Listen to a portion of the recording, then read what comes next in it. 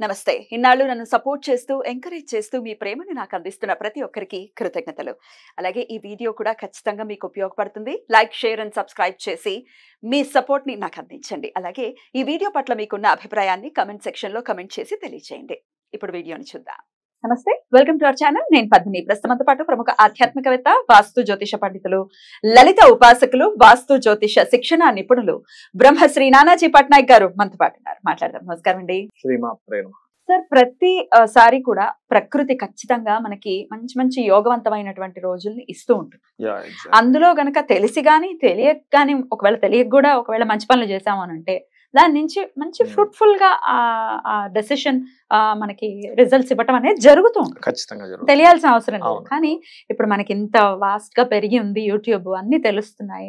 ప్రత్యేకించి స్పిరిచువల్, మన channel spiritual గా ఉంది కాబట్టి పంచాంగంకి సంబంధించి రకరకాల వీడియోస్ చేసుకోవటం కానీ, ఇట్లా మీరు వచ్చిన పండితుల ద్వారా తెలియజేయించడం కూడా ఇది ఈశ్వర అనుగ్రహంగా ఖచ్చితంగా భావిస్తున్నాను నేను. రేపు 30వ తారీఖు త్రిపుష్కర యోగం రాబోతోంది. ఒకసారి ఈ యోగం గురించి వివరించండి సార్. యోగవంతమైనటువంటి రోజు కాబట్టి ఏమేం చెయ్యాల్సి ఉంటుంది? తప్పకుండా అమ్మా.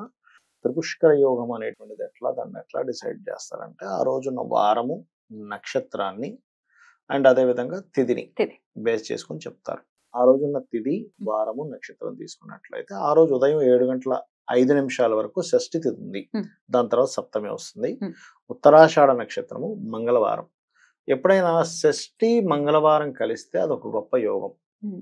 అందులోని సాధ్య యోగం కలిసి ఆ రోజు చంద్రుడు గనక గురువుచో చూడబడితే ఇంకా గొప్ప యోగం. అది మనకి ఉత్తరాషాఢ నక్షత్రం ఉన్నప్పుడు, ముఖ్యంగా గురువు కేంద్రంలో కానీ కోణంలో కానీ చంద్రుడితో ఉన్నప్పుడు పర్టికులర్ గా ఏంటంటే ఆ యోగం ఇంకా గొప్పగా పనిచేస్తారు మీరు చేసే ఉపాసన కానీ ఏదైనా కానీ. మరి షష్ఠి రోజు ఉదయం షష్ఠి ఉంది, 7:05 తర్వాత సప్తం ఉంది. దీనివల్ల కలిగే ఫలితం ఏమిటి, అసలు ఏం చేయాలి? సప్తమిని కూడా కన్సిడర్ చేస్తారా? సప్తమి యాక్చువల్గా ఉదయం పూట ఉంటేనే కన్సిడర్ చేయాలి, బట్ షష్ఠినే కన్సిడర్ చేసుకుంటాం మనం. షష్ఠి మంగళవారం ఒక యోగం అండి. యాక్చువల్గా దేనికి యోగము అంటే చూడండి, కొంతమంది ఒక 4 డబ్బులు దాచుకొని ఏదైనా ఇన్వెస్ట్మెంట్ చేద్దాం అనుకుంటారు. ఒక ల్యాండ్ అనో, బంగారం అనో ఏదో కొనుక్కుందాం అనుకుంటారు. ఎందుకంటే వాళ్ళకు ఒక సెక్యూరిటీ లాగా.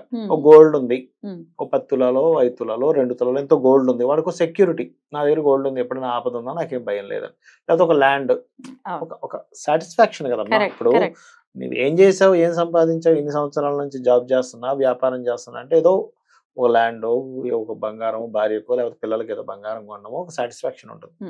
అలాగా మీరు పెట్టిన ఇన్వెస్ట్మెంట్స్ ఏవైతే ఉంటాయో అవి మరలా, చాలా మంది చూడండి గోల్డ్ కొంటారు, కానీ ఏదో ఆపద వచ్చి మళ్ళీ తీసుకెళ్ళి బ్యాంకులో పెట్టేసి అప్పుల పాలైపోతూ ఉంటారు. అలాగా అప్పుల పాలైన వాళ్ళు బయటపడడానికి, మీ యొక్క జీవితంలో అప్పుల పాలు అవ్వకుండా ఉండడానికి ఈ రకంగా త్రిపుష్కర యోగం వచ్చినప్పుడు, షష్ఠి మంగళవారం వచ్చినప్పుడు ముఖ్యంగా సుబ్రహ్మణ్యేశ్వర స్వామి ఆరాధన గనక చేసినట్లయితే 7:05 లోపల సుబ్రహ్మణ్యేశ్వర స్వామి యొక్క అనుగ్రహం లభిస్తుంది.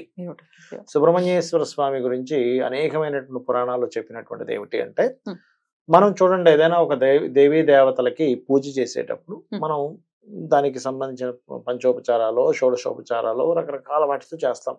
అది మనం మన కోసం చేసుకుంటాం, దేవుడికి ఏం తక్కువ కదా. కానీ సుబ్రహ్మణ్యేశ్వర స్వామి విషయంలో శాస్త్రాలని చెప్పింది ఏంటంటే, కేవలం దర్శనం మాత్రేనా. ఇలా ఫోన్ లో పెట్టుకున్నాము, ఉదయం నిద్ర లేచాము, ఇలా వెంటనే ఇలా చూసుకున్నాము, ఆయన సంతోషిస్తాడు. ఎలా అయితే పుట్టిన పిల్లవాడు ఇలా అని బయటకు వస్తాడు, ఒక్కోసారి వాడంతట వాడే మంచం నుంచి దిగిపోయి ఒక 2-3 years పిల్లలు చూడండి, ఒక్కోసారి అరే వచ్చావరా అనిపిస్తుంది. మనమేమో మన పనిలో మనం ఉంటాం. అరే ఒక్కోసారి వాడికి ఏదో ఏడుపు ఏదో చేస్తే మనం లోపలికి వెళ్తాం. కానీ వస్తే ఎలా అయితే పిల్లల్ని చూసి తల్లి గాని తండ్రి గాని ఎలా పడతారో, సేమ్ యాజ్ ఇట్ ఈజ్ ఆ యొక్క సుబ్రహ్మణ్యేశ్వర స్వామి ఉదయం నిద్రలేచి మనం చూడగానే అలా ఆనందపడతాడు. ఉపమానం చాలా బాగుంది సార్, కనెక్ట్ అయ్యే విధంగా ఉంది. ఓకే, అలా అయితే ఆ రోజు ఏం చేయాలి అంటే, సుబ్రహ్మణ్యేశ్వర స్వామికి సంబంధించిన అష్టోత్తరాలు మనం పూజ గదిలో కూర్చొని చక్కగా ఎర్రటి పుష్పాలు, మందార పుష్పాలు కానీ, ఎర్రటి గులాబీలు కానీ, లేకపోతే కుంకుమతో కానీ, సుబ్రహ్మణ్యేశ్వర స్వామి పటము కనుక ఇంట్లో ఉన్నట్లయితే చక్కగా పటం పెట్టుకొని ఆ రోజు ఉదయం పూట సంకల్పం చేసుకోండి. చాలా మంది చేసే మిస్టేక్స్ ఏంటంటే, సంకల్పం ఏమి చేసుకోలేదు, పూజ చేసేస్తున్నాను కాదు. దేనికోసం నీ కష్టం ఏమిటి? Hmm. ఎవరిని అడుగుతాం? తల్లిదండ్రులను అడిగినట్టే మనం మన శక్తికి మించినటువంటివి, మనం చేయలేనటువంటివి, మనం చేస్తున్నా సరే కానటువంటిప్పుడు మనం భగవంతుడి పాదాలు పట్టుకుంటాం. అంతే. స్వామి నేను ఈ ప్రయత్నం చేస్తున్నాను కానీ అవ్వట్లేదు, ఎందుకో ఎక్కడో ఏదో అడ్డుపడుతుంది, నాకు ఈ ప్రాబ్లం ఉంది అని అనుకోని కనుక ఆ రోజు చేసినట్లయితే త్రిపుష్కర యోగము అంటే మీకు ఆ రోజు నుంచి మీకు ఆ డే ఏదైతే ఉందో మీకు ఒక యోగం ఇవ్వడానికి తోడ్పడుతుంది. ఆ రోజు ఉన్న నక్షత్రం ఏదైతే ఉందో మీకు యోగం ఇవ్వడానికి తోడ్పడుతుంది. ఉత్తరాషాఢ నక్షత్రం ఆ రోజు ఉన్నటువంటి తిథి ఏదైతే ఉందో మీకు యోగం ఇవ్వడానికి తోడ్పడుతుంది. షష్ఠి తిథి. అద్భుతం సార్. అయితే క్లియర్ గా మనం చెప్పాలి, ఇప్పుడు సంకల్పం అంటే సంస్కృతంలోనే చెయ్యాలనేది ఉద్దేశం కాదు కదా. ఇప్పుడు నాకు ఉద్యోగం రావట్లేదు, నేను ఇలా ప్రయత్నిస్తాను అలా చెప్పుకోవటం. అప్పులు మేజర్ గా అవే కదా కష్టాలు. అప్పులు లేదా ధనం సరిపోవట్లేదు.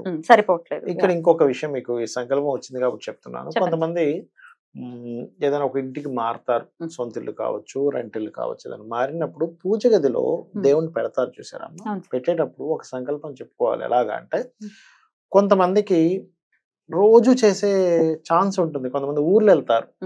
ఇప్పుడు ఒక వారం రోజులు ఇంట్లో ఉంటే ఒక 2 రోజులు ఊరు వెళ్తారు, ఉద్యోగ పర్పస్ ఏదో ఒకటి.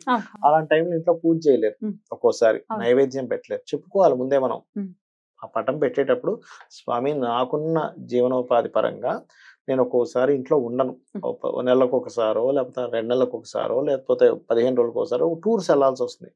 మా ఇంట్లో పెట్టేవాళ్ళు ఎవరు లేరు నైవేద్యంగా దీపం కానీ. స్వామి నేను ఉన్నప్పుడు మాత్రం ఖచ్చితంగా పెడతాను, లేని పక్షంలో నువ్వు నొచ్చుకోకు స్వామి, నువ్వేమీ ఇదవ్వకు, నేను చాలా బాధపడుతూ చెప్తున్నా ఈ మాటని చెప్పుకోవాలి. అప్పుడు అలాగే తీసుకుంటుందట దేవత. ఇది శాస్త్రంలో ఉంది, చెప్పాలి చెప్పుకోవాలి. అలాగే నైవేద్యం విషయంలో కూడా రోజు దీపం పెడతారు, కొంతమంది రోజు నైవేద్యం పెట్టరు. కానీ ఏదో ఒకటి పెట్టచ్చు, అదేం పెద్ద కష్టమైన విషయం కాదు. కానీ అలా ఉన్నప్పుడు కూడా చెప్పుకోవాలి.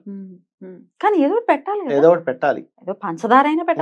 పెట్టాలి అంటే నేను అనేది ఏంటంటే ఒక్కొక్కసారి కొంతమందికి పద్ధతి తెలియదు, ఈయన ఏదో ఊరు వెళ్ళాడు దీపం వెలిగించండి అన్నప్పుడు, నేను ఇంట్లో లేనప్పుడు వేరే వాళ్ళు పెట్టినప్పుడు వాళ్ళకి కొన్ని పద్ధతులు తెలియకపోవచ్చు. ఒకవేళ నేను ఊర్లో ఉండకపోవచ్చు, లేనప్పుడు నువ్వు అర్థం చేసుకో స్వామిని అలా చెప్పుకోవాలట. ఈ త్రిపుష్కర యోగం ఏదైతే ఉందో ముఖ్యంగా షష్ఠి నాడు ఉత్తరాషాఢ నక్షత్రము మంగళవారం వచ్చినప్పుడు ఇది చేయడం వల్ల అనేకమైన ఫలితాలు ఇంకేమిటంటే ఏల్నాడు శనితో బాధపడుతుంటారు చూసారు, వాళ్ళు కూడా ఎఫెక్ట్ బాగా చాలా బాగుంటుంది. ఎందుకంటే కుజుడు ఎఫెక్ట్ ఎప్పుడైతే మనకు పెరుగుతుందో పాజిటివ్ వేలో, ఇది పాజిటివ్ వేని ఎలా చెప్తామండి అంటే మంగళవారం నాడు నువ్వు సుబ్రహ్మణ్య స్వామి ఆరాధన చేస్తున్నావు, అలాంటప్పుడు ఏం జరుగుతుంది? పాజిటివ్ జరుగుతుంది. ఒక ఫంక్షన్కి వెళ్ళామమ్మా మనం, అక్కడికి వెళ్ళి మీరు చక్కగా వాళ్ళకి ఏదో ప్రశంసిస్తూ ఒక గిఫ్ట్ ఇచ్చారు, పాజిటివ్. మీ ఇద్దరి మధ్యన ఏమైంది? రిలేషన్ పాజిటివ్ పెరిగింది. అక్కడికి వెళ్ళి గొడవ పెట్టారు, నెగిటివ్ అయింది, అయిపోయింది, సింపుల్, అంతే కదా. ఆ మంగళవారం నాడు ఆ రోజు ఆరాధన చేసాం, మీకు పాజిటివ్ అయిందంటే ఆ రోజు నుంచి ఏమవుద్ది? మంగళుడి శక్తి ఎప్పుడైతే పెరిగిందో శని భగవానుడు ఎక్కువగా ప్రభావం చూపించలేడు. హీట్ ఉన్నప్పుడు కోల్డ్ ప్లానెట్ కదా, ప్రభావం రాదు. అందుకే ఆంజనేయ స్వామి ఆరాధన చేయండి, సుబ్రహ్మణ్యేశ్వర స్వామి ఆరాధన చేయండి, నరసింహస్వామి ఆరాధన చేయండి అని అందుకే చెప్తూ ఉంటారు. ఏలినాడు శని, అర్ధాష్టమ శని, అష్టమ శని నడిచేటప్పుడు, లేదా శని మహర్దశ నడిచేటప్పుడు కూడా. అదొకటి. రెండవది ఏమిటి?